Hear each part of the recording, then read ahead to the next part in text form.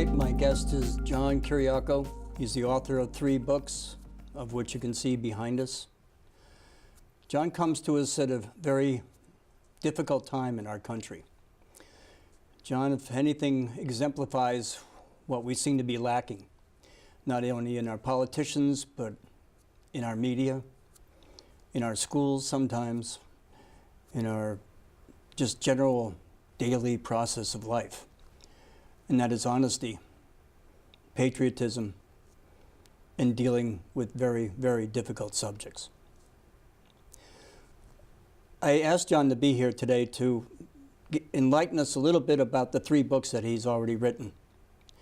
But I mostly asked him to be able to speak of who he is and what constitutes a person who would put himself and his life and his loved ones at jeopardy.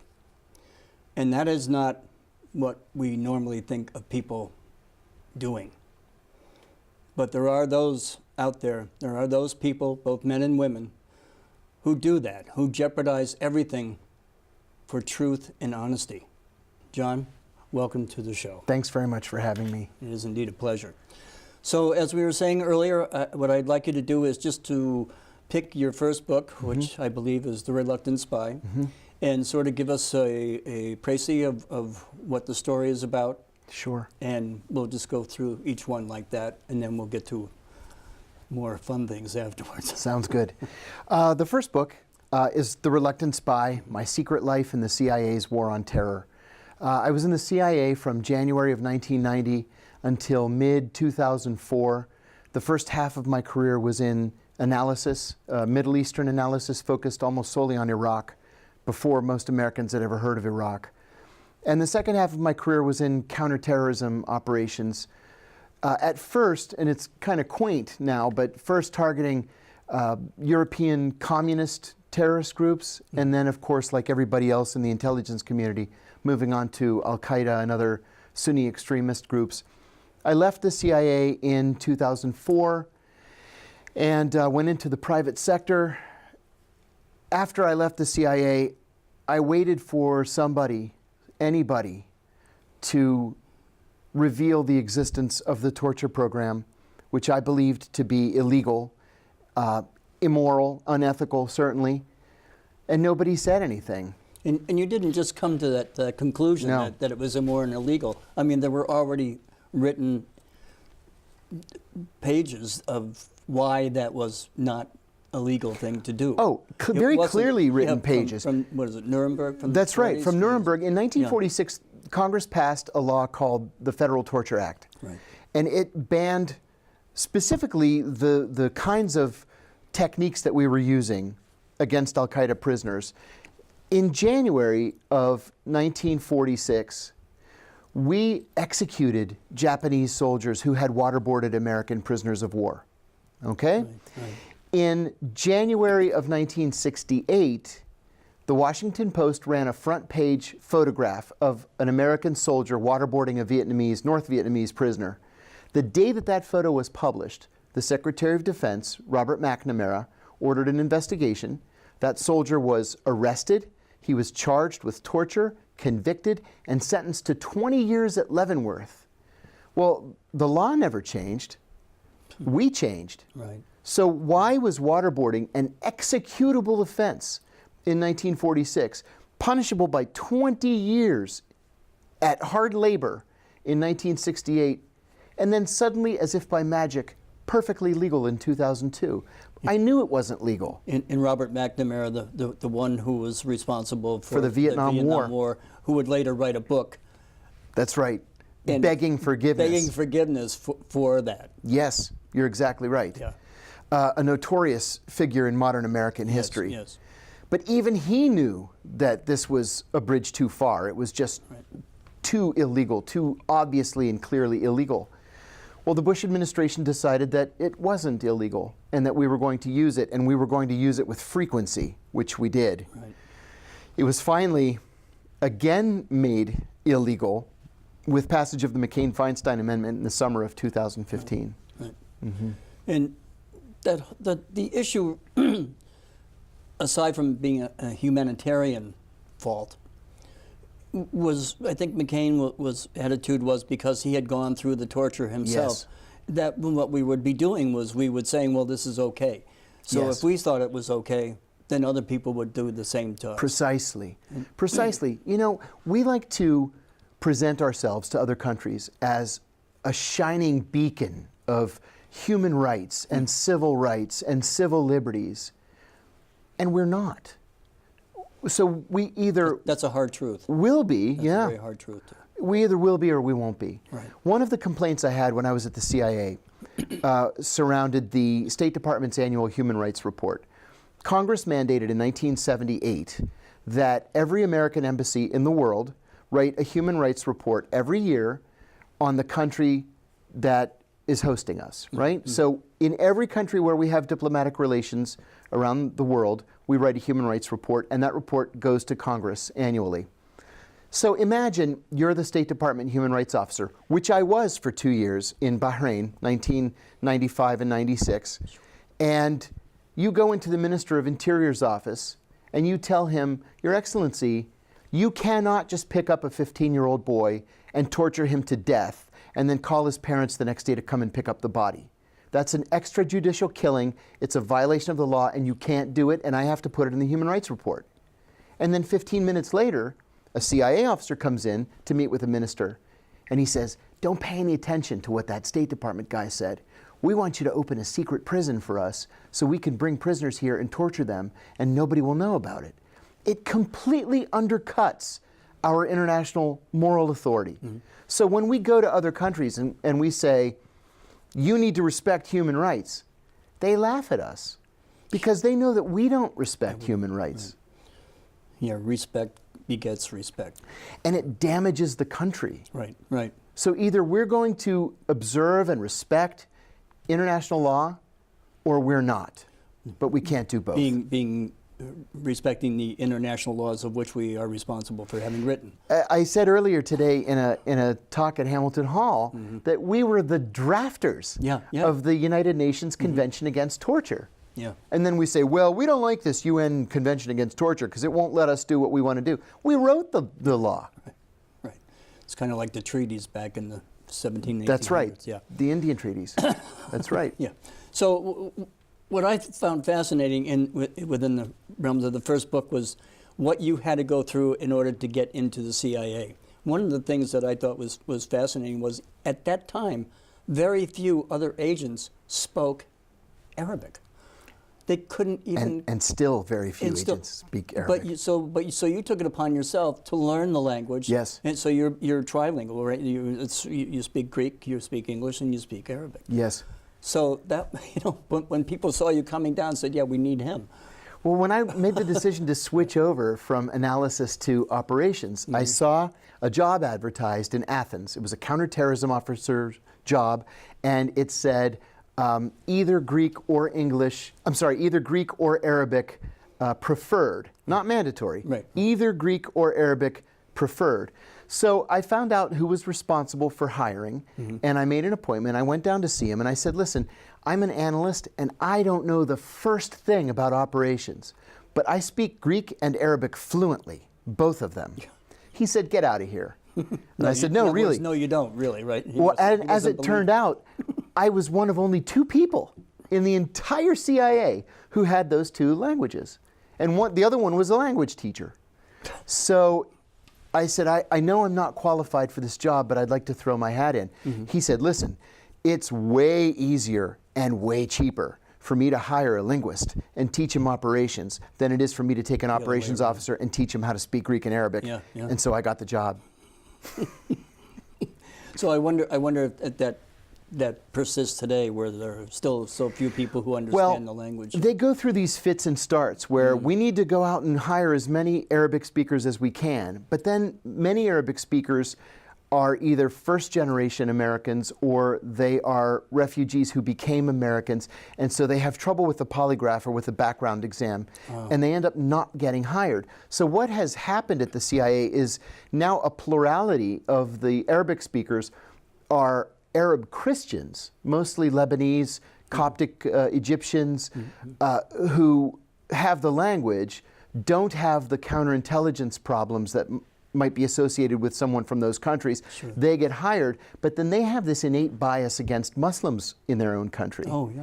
And so it's kind of hard to use them operationally because they're hard to control. Exactly. So the evening upon the capture, this is the part where I was, I couldn't put the book down. I mean, okay, all right. So give us a little bit about the buildup. I mean, I know you were in charge of the money. Yes. You were the one who went out and said, okay, well, in order to go through this whole thing, we need to have a building that we can work out of. Yes. We may need 2 buildings. So Yes. you go out and you survey the place and get everything down. And then you make that part of it happen. Yes. And of course, the other part of the story that I love is when you get lost on the way back because. For the life of me, I couldn't find the hotel. Yeah, I mean, amongst all the seriousness of what you're going through, all right, where's the McDonald's that we can? I forgot about that, actually. I'll tell that. I forgot all about it. In January of 2002, I was named Chief of Counterterrorism Operations in Pakistan. Mm-hmm. Big job. This was an opportunity to prove myself, to serve the country, and to exact justice against the people who had killed so many Americans on 9/11. So I went to Islamabad, Pakistan, which is the capital, and took up my job at the embassy there. When I first arrived, on my first day, the senior CIA officer in country told me that what he wanted me to do was to come up with a standard operating procedure for taking down an Al-Qaeda safe house. I had no idea how to take down an Al-Qaeda safe house. I went back to the office with a legal pad and I wrote, safe house take down. And I thought, okay, so if I were going to take down a safe house, what would I do? Sure. Well, I would want it to be dark because I wouldn't want anybody to see me. And so I wrote at the top of the page 0200, figuring everybody's asleep by 2 o'clock in the morning. And then I thought, well, I need battering rams. So we're going to order some battering rams from a catalog. It's a police supply catalog, www.galls.com. You can buy anything you want. So we ordered a few cases of battering rams. And I thought, well, we break down the door, we separate the men from the women and children, and then we take the men to jail and we can interrogate them, either jail or a safe house. So we tried it one night. We had a tip with an address, and we broke down the door at 2 o'clock. And there was a 19-year-old Tunisian kid in there, just started crying, asked if he could call his mom. And we said, no, you can't. And we took him to the jail in Rawalpindi and interrogated him there, and we sent him to Guantanamo. And I thought, wow, well, that was easy enough. So we said, well, let's try it again. And an Egyptian intelligence officer handed me a slip of paper with an address on it. So I said, okay, we'll try it again. We broke down the door at 2 a.m. 2 guys from Egyptian Islamic Jihad were in there. We grabbed them, interrogated them, put them on a plane to Guantanamo. I said, well, this job's easy. But then I got a call one weekend that Abu Zubaydah was somewhere in Pakistan and that we had to catch him. We had to take him alive. Abu Zubaydah was the number 3 in Al-Qaeda. He was the director of logistics for Al-Qaeda. Mm-hmm. So if you needed a fake passport, if you needed a safe house, if you needed to get back to your home country or to sneak into Afghanistan, Abu Zubaydah was your guy. Mm-hmm. He founded both of Al-Qaeda's training centers, training camps in southern Afghanistan and Kandahar province. And he also founded the Al-Qaeda safe house in Peshawar, Pakistan called the House of Martyrs. So this is a bad man, mm-hmm. a bad guy. But you can't just say, he's somewhere in Pakistan, go catch him. Right. Because Pakistan is the size of Texas, and it has more than 200 million people in it. Mm-hmm. And we knew from our NSA friends that he was constantly moving between cities, constantly. Sure. And so we were hot on his trail, but we were always a day or 2 or 3 behind. Mm-hmm. Later on, when we finally captured him, we also captured his diary. And he knew that we were on him. That's why he was moving so frequently. Sure. And he would write these passages. I just made it out ahead of the Americans. They got to the house the next day. Thanks to God, I will continue to fight, and on and on and on. Sounds like cat and mouse. That's exactly what it was. Yeah. It was cat and mouse. So clearly, my ideas to capture him were not working. And so I asked headquarters to send me a targeting analyst. A targeting analyst is an unusual character at the CIA. Most analysts sit in these cubicles, they think the big thoughts, they're experts on these obscure issues or on a country. They write papers for the president, the vice president, the secretaries of state and defense, the national security advisor. A targeting analyst is completely different. He would take thousands, tens of hundreds of thousands of pieces of information and pour through them. A lot of it's metadata to try to figure out a person's location. Now, why do you want to know these locations? You want to capture this guy, you want to kill the guy, you want to fire a rocket from a drone at the guy, whatever. You have to locate this one person. Now, everybody makes mistakes. Bin Laden finally made a mistake. Right. Abu Zubaydah certainly made mistakes. They all make mistakes. And in the meantime, you're recruiting human assets in the area, in that clique of people. An asset being someone who could give you information. That's right. We call those people agents. We call ourselves officers. So you're recruiting agents to report back to you that, you know, Muhammad Abdullah is over here in this house and Abdul Rashid is over here at this house, and then you can kick down the door and take them. So we chased Abu Zubaydah all over the place. The analyst finally came. He worked tirelessly, 18 hours a day, just writing on this giant piece of paper, writing information from the metadata that helped us to narrow the possible locations for Abu Zubaydah. He finally came to me and said, I can't narrow it down to fewer than 14 possible locations. But we had never done more than 2 raids before in a night, ever. Right. We had never hit certainly 14 places simultaneously at 2 o'clock in the morning. So I asked headquarters to send me a plane full of people, pallets of weapons, communications gear, walkie-talkies. Another building. Yeah, $2 million in cash yeah. that I bought 2 buildings with. Just everything we needed, more battering rams. And they came. And so we decided we were going to divide up into teams. I bought 2 safe houses, one in Faisalabad, one in a nearby city that I'm not allowed to name that was 2 hours east. Yes. They let me say it's a giant city 2 hours east, and there's only one city 2 hours east. So anyway, yeah, stupid rules. So on March the 22nd, 2002, we hit 14 sites simultaneously. I'm not allowed to say the number of al-Qaeda fighters that we caught. It was many dozens. Right. And in one of those houses was Abu Zubaydah, his bodyguard, and an al-Qaeda bomb maker.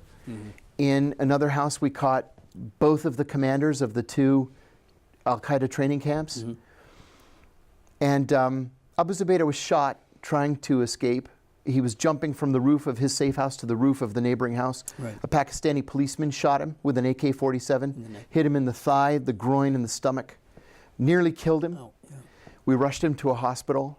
It was a gruesome scene, but they were able to save his life. Yeah, let's jump ahead a little bit if we could. Yeah. Because we sort of know what is eventually going to happen to him to some degree.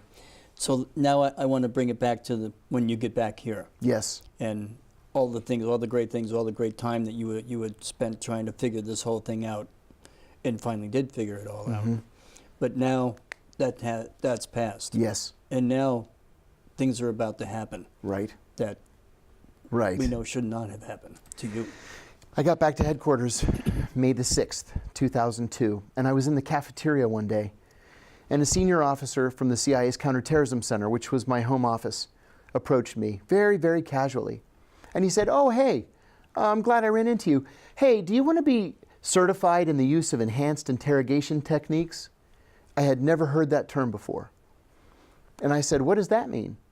And he said, we're going to start getting rough with these guys, very excitedly. I said, what's that mean? And he told me these 10 techniques that had been approved by both the Justice Department and the White House that were going to be used on al-Qaeda prisoners. I said, man, that sounds like a torture program to me. And he said, no, Justice said it's okay. The president signed off. I said, I don't know. I went and actually sought the counsel of a senior, very, very senior CIA officer. And he agreed with me. This is a slippery slope. You don't want any part of it. Of the 14 people they asked, I was the only one who said no. Originally, it was 2 of us. And then the other one changed his mind and went through the training. Mm-hmm. I became known as the human rights guy at the CIA, which was not a compliment and was not career enhancing. Right. But I had a real ethical problem with a torture program. As I said when we first started our conversation, we have laws that govern this kind of thing, right, and torture is simply illegal. And so I declined. Now, because we had caught Abu Zubaydah, even with that declination, I was promoted, and I became the executive assistant to the CIA's deputy director for operations. So I had access to literally every cable that was being produced by every CIA officer around the world. Yeah, and you do nothing in your class but go up, up, up as you travel into the ranks of the CIA. 12 Exceptional Performance Awards, yeah, a Sustained Superior Performance Award, right, 2 Meritorious Unit Commendations. I got the Medal for Bravery. I got the Counterterrorism Service Medal. So I wasn't some schmo. And that's the part I want you to talk about. Yeah. That's because you're not some schmo, yeah, and because you do carry a lot of weight. Not only from a humanitarian point of view, but from your just general knowledge of, mm-hmm, of right and wrong. And that's very, very important. Well, see, this is one of the things about the CIA that you've hit on that I think is really crucial. There is literally no training in ethics, right? Mm-hmm. You have to have your own moral code when you go into the CIA, and you have to know right and wrong, because they're not going to teach it to you. Right. And you are continually confronted with these moral quandaries, these dilemmas, mm-hmm, operationally. Mm-hmm. And you have to decide, should I do A or should I do B? A is ugly, but it's going to get the job done. B is a personal affront to me, so what do I do? And nobody's going to tell you, you should do A or you should do B. Right. You have to do it yourself. Right, right. And that's a personal choice that you made your own. It is, and there are consequences to those choices. And I think that another thing I haven't heard you speak about at all, or is not mentioned in the book to any great degree, was your upbringing. Right. And what it was like to be a little John Kiriakou, and without naming places or street addresses or, yeah, anything like that, but just the fact that you grew up in a very organized, very loving, I did, background. I was very fortunate. Family. Right. My grandparents, all 4 of my grandparents emigrated from the Greek island of Rhodes. Primarily as economic refugees. Mm-hmm. Rhodes had been under Ottoman control for almost 500 years. They turned it over to the Italians in 1917, and the Italians occupied the island until 1947. So my grandparents all left, mm-hmm, and we're so grateful to this country for giving them an opportunity to make something, not just for themselves, but for their children. My dad and his sister were the first people in their family ever to go to college, ever. Oh, yeah. And so the American experience was very, very important to my grandparents. I mentioned earlier in the talk at Hamilton Hall that to hear my grandfather tell the story, Franklin Roosevelt was waiting for him at Ellis Island to give him a job and to give him citizenship, and of course sure, he wasn't. But until the day he died in 1978, there was a framed picture of Franklin Roosevelt on the TV. Oh, yeah. He was very serious about this, and so I came from a strongly nuclear family, strongly Greek American, church every Sunday, Greek school Tuesdays and Thursdays. You know, the Greek dances and parties and such in the summertime, but at the same time, a love of the United States and a desire to pay the country back for what it had already given us. Right. My father served in the military, of course, during the Korean War, and I only considered public service. Only. It never even occurred to me to go into the private sector, because all through my childhood, I was told we have to pay the country back. We have to pay the country back. And so that's why I joined the CIA. I told my parents when I was 9 that I wanted to join the CIA. Yeah, that was the one, the biggest part of that book, what was seeing and hearing you grow up and you going to school and being like the top of your class and graduating top of your class, and how one of the professors took you aside at the end of graduation and said, "Hey, listen, I have an offer. There's some information that you might be interested in." Right. Which was when he was actually undercover as a professor, which is now illegal, by the way. We have the Equal Employment Opportunity Act now in this country since 1993. But he was undercover as a professor looking for people who might fit into the CIA's culture. And he thought I would fit in. And so it's up to you to pass the tests and the polygraph and the background investigation and all that. Yeah. But he certainly got the ball rolling. I'll be forever indebted to him. But he was right. I was a good fit. So sort of a double-edged sword, though, wasn't it? It was certainly a double-edged sword. Yeah. And you know, the funny thing, too, he told me an absolutely fascinating story one time. And it made me think that I was a lot more like him than I had realized. And I think he saw it in me before I ever saw it in him. Right. He was the founder of a unit inside the CIA that did psychological and psychiatric examinations by long distance, mostly of foreign leaders. And he was getting ready to go on vacation one time in 1971. And his boss came up to him and said, "I want you to do a psychological profile before you leave," and handed him a file. And the file was on Daniel Ellsberg. Well, it's illegal for the CIA to do anything with an American or against an American. And he said, "You want me to do a psychological evaluation on an American citizen?" He said, "Not a chance." And he handed it back. We should state, too, for those people who aren't aware of who Daniel Ellsberg is. Daniel Ellsberg released the Pentagon Papers in 1971 that showed that not only were we losing the Vietnam War, but our generals knew that we were losing the Vietnam War for almost a decade and had been lying to the president the entire time. So perhaps one of the most important whistleblowers of our time. He's the godfather of all modern national security whistleblowers. Right. I have nothing but deep love and respect for Dan Ellsberg. He's been a great source of support for me. So, so he went on vacation. And when he came back, he gets a subpoena. And the subpoena is for this congressional committee, and they want to know, why did you do this psychological evaluation of Daniel Ellsberg? He said, "I didn't." It turned out his boss did it and wrote his name on it. So he stood up, and he ended up testifying before the Watergate Committee saying, "This is wrong. I knew it was wrong. I refused to do it, and they knew it was wrong, and they did it anyway." So sometimes you just have to stand up and call it like it is. Some things, you know, one of the things about the CIA is CIA culture is such that they want you to believe that everything is a shade of gray. And that's just simply not true. Some things are black and white. They're right and wrong. Right. And for me, torture was just simply wrong. So all that has been exposed, several years go by. I'll leave that to you to describe, because I know you know the exact dates, August in 2008 and 2009. Yep. So everything seemed to be fine when you're out, you get out, and then suddenly one day, everything falls apart. Which time? Yes. Just prior to you being sent. I left the CIA in 2004, and I gave an interview to ABC News in 2007 in which I blew the whistle on the torture program. Right.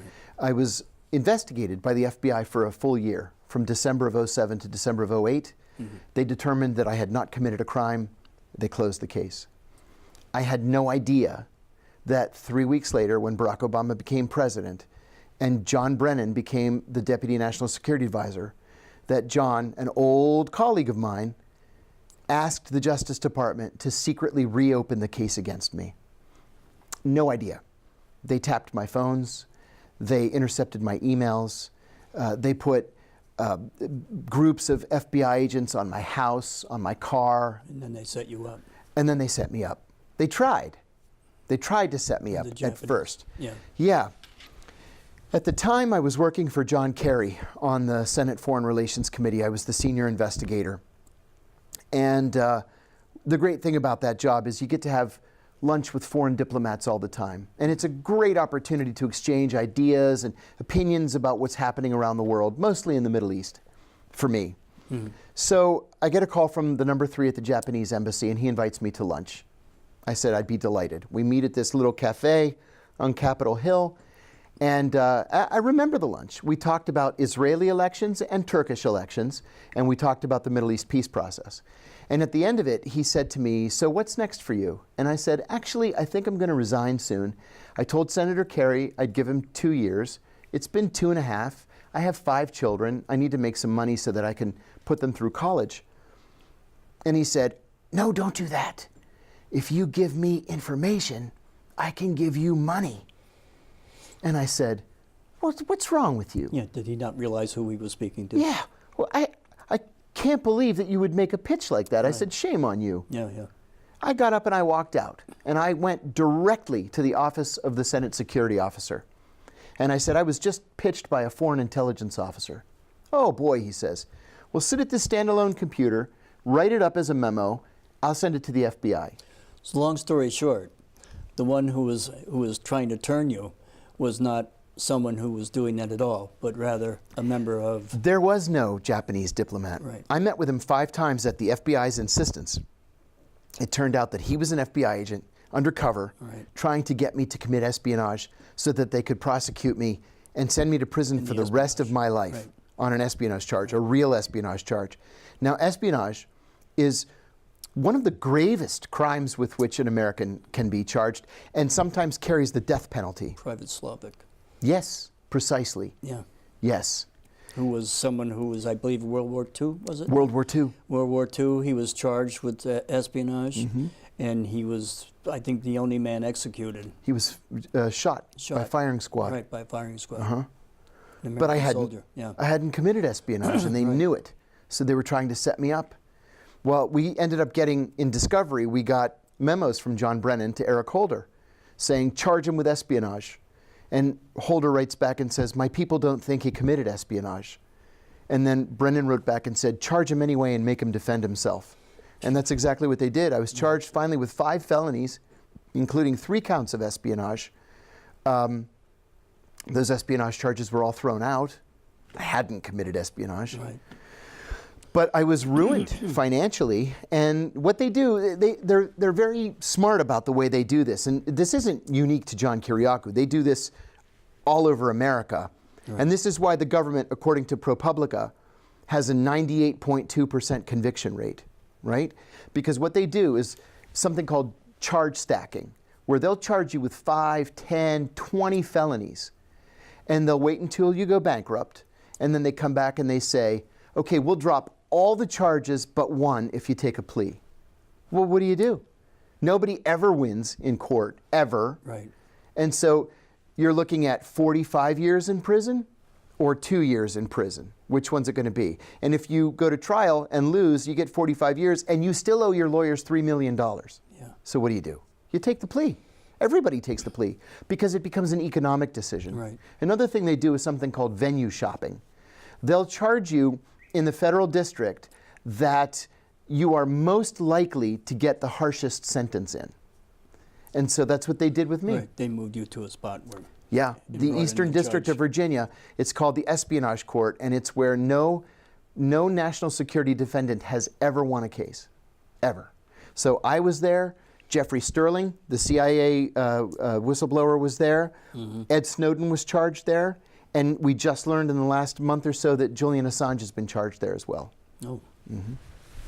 Some rather high-profile people, I guess. I'd say so. So, again, to jump ahead a little bit, you went for the short term. Yes. So you went for, is it 23 months? 23 months. 23 months. So now you're about to be incarcerated. You have a family. Yes. You have a wife. You have a child. 1 or 2. 5. At that time. No, at that time, 5. Yes. Yeah. And with my youngest, right, my yes. youngest was a year old.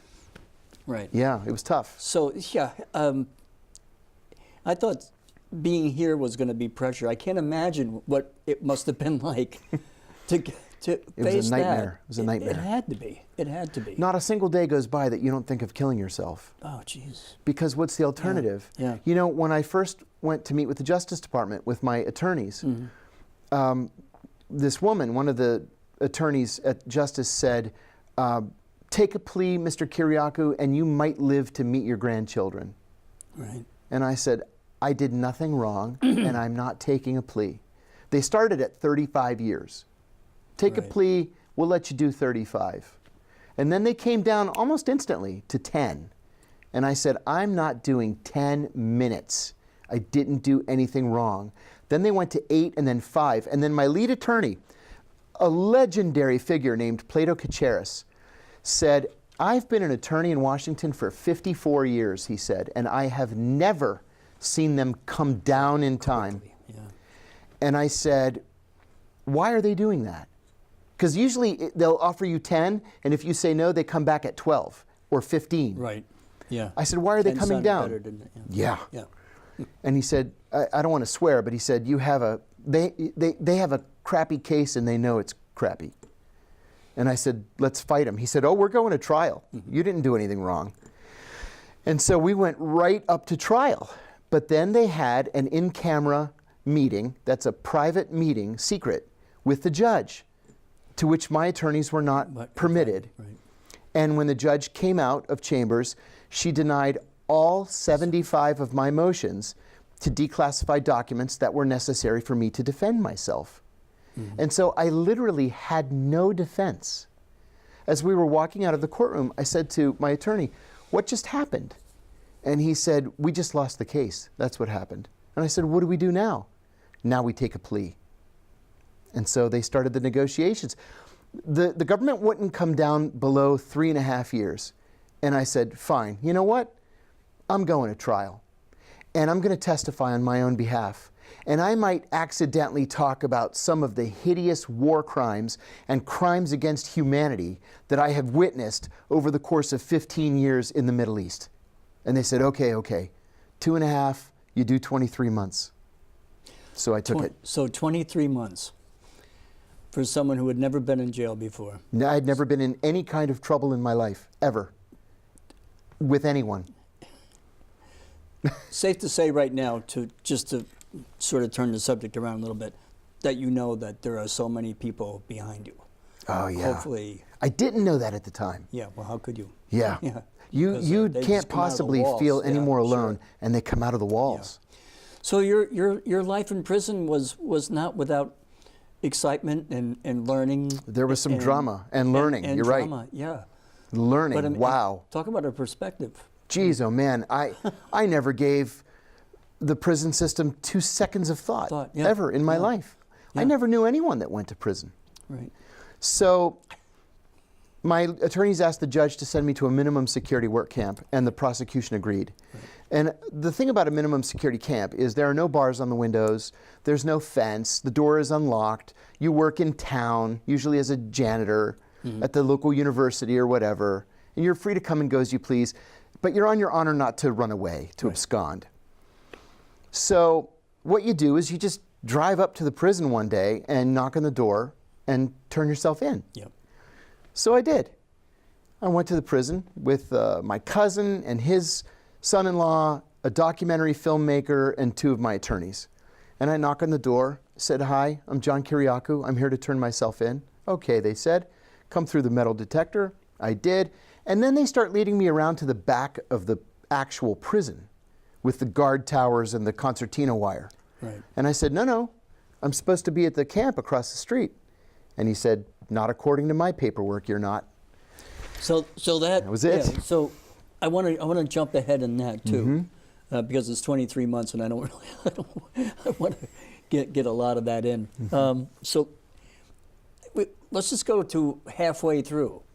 You know, you've already established yourself in the prison. People know who you are. Yes. And you have respect when you're there because they know what you did. Yes. A rumor got that. started that I was an assassin for the CIA, which was preposterous. But I never corrected that. And that was something that got started among the Aryans. And they called me the Muslim killer. But then at the same time, 2 guys from the Nation of Islam, which in prison is not a religion, it's a gang, came up to me and handed me a newspaper article where Louis Farrakhan said that I was a hero of the Muslim people, right? Because I was a human rights advocate. So the Aryans thought I was killing Muslims. The Muslims thought I was saving Muslims, and I just kept my mouth shut. And then only once did a neo-Nazi approach me, and he said, "Hey, is it true that you were a hitman for the CIA and you were killing Muslims?" And I had prepared myself for the question. I knew it would come eventually. Sure. And very dramatically I said, "Listen, it was wartime and we all did things we weren't proud of." So I didn't say no. Right. I didn't say yes. Yeah. He thought that was a cool answer. And you know, one of the things the CIA taught me early on was to form strategic alliances. Right. And so the Aryans were okay with what I did because I was not a rat. The Italians adopted me because I hated the FBI as much as they did. And as it turned out, 4 of my initial cellmates were members of Mexican drug gangs. And one of them asked me if I was educated. I said I was. He asked me if I would write his appeal. Well, he's not going to win an appeal. First of all, he's an illegal immigrant who got caught with, 8 tons of cocaine or whatever it was. He's doing life without parole. Wow. And so he's not going to get out. But I said, sure, I'll write your appeal. You don't have to be a rocket scientist to write a legal appeal. So I wrote it, and he was denied. But he told all the other Mexican gang members that I was a good guy because I did it and I didn't charge him anything. Right. And so I never had any trouble with anybody. Yeah. Not really. Which is really remarkable. It was remarkable. Yeah. Mm-hmm. So there does come an end to that. Mm-hmm. There does come an end, and you are released eventually. Yes. A little bit about that, about how that period was like and stepping out for the first time. It was surprisingly emotional. I've had PTSD a couple of times in the past. I had PTSD coming out of Greece. Because there was an assassination attempt against me, and they nearly got me. They got my next-door neighbor instead, the British defense attaché. Right. So I did struggle with PTSD for a while. Interestingly enough, I had none coming out of Pakistan. I don't know if I was just too busy or too excited or whatever it was, but I felt perfectly fine coming out of Afghanistan. Mm-hmm. Coming out of prison was tough. I still have prison dreams. It's the same dream. It's a variation of the same dream almost every night. Yeah, I have boot camp dreams like that. See, it's the same thing. And how many years has it been since you've been in boot camp? 40. You see? But it sticks with you. And so it was tougher coming out than I thought it was. I said at the time, you think that you can just come out and step back into your life again, right. And you can't. Well, your life is never going to be the same. Yeah, well, first of all, your life had been decimated by the government, by taking your retirement, by taking your money, by your housing, everything. Yep. So you basically had nothing to come out. Literally nothing. Yes, right. The parents of a friend of mine, both physicians, offered me a job in their medical practice. They just sort of made up a job just so I had something. And then I went to work for a progressive think tank in Washington called the Institute for Policy Studies. They had a massive layoff after a year because, liberal groups, they don't have any money. Yeah, right. And so they laid off 14 of us. That lasted a year. So it was tough. I wrote books. I lecture mostly at universities around the country. I do a lot of lectures in Europe now. I have 2 syndicated newspaper columns. I have a radio show. But it's hard. You have to patch things together little by little. Yeah. Keep the cash flow going. Huh? And that's the hardest part. Sure. Yeah. And then, my wife, too, was just a rock solid, the greatest supporter I could ever hope for. And then once I got to the point where I was okay, she said, "You're okay. You're on your feet." I said, "I'm on my feet. I feel good. Things are moving in the right direction." She said, "Okay, I want a divorce. I met this guy over here," and she took off. 5 kids. 5 kids that I got custody of. That makes total sense to me. And so that progresses to a second wife. That was my second wife. Oh, that was your second wife. See, my first wife, and this is another uniquely CIA thing. My first wife was a ballet teacher. And she knew I worked for the CIA, and that was it. She didn't know anything else. Right. So we're overseas. I come home from work. How was work? Great. What'd you do? Nothing. Well, who'd you talk to? Nobody. And then one of my 7 cell phones would ring at night, at midnight, and I would speak in Arabic and then leave and not come back for a day. And then she would want to know, what's her name? Oh, right. Yeah. Right. And so 14 years of marriage down the drain only because I couldn't tell her what I did for a living. So I married a CIA officer. Right. And Which happens. yeah, Yeah. which is encouraged because you're both cleared. And so you Right, can talk right. about work. Right. Yeah, there's a CIA softball league. There's the quilting club. There's a choir. I mean, there's any club that you could possibly want, they have. Sure. Because everybody's 'Cause cleared. they want to keep everybody in. Yes, and so you can talk about work and not fear accidentally revealing a secret. Right. It's a lot of pressure. It is. The CIA has the highest divorce rate of anywhere in the U.S. government. It's 80%. Wow. It's So, tough. I think I'm asking about another wife. So are you currently? No.